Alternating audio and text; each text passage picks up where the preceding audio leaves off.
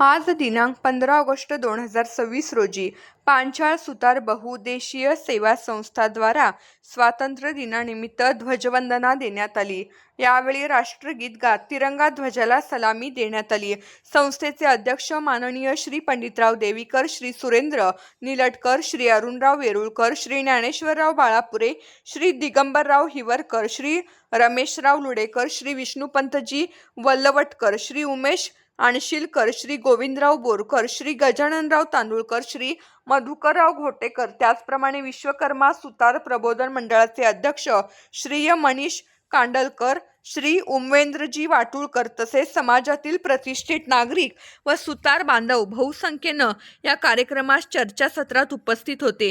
कार्यक्रमाच्या वेळी माननीय श्री देवीकर साहेबांनी समाजाच्या एकोप्यासाठी एकजुटीने कार्य करण्याचे सर्व मंडळांना सुचवले। तसेच राजू के पांडे यांनी समाजकार्य एकजुटीने व्हायला पाहिजे अशी आशा व्यक्त केली। उपस्थित नाश्ता व चहापानानंतर कार्यक्रमाची सांगता करण्यात आली।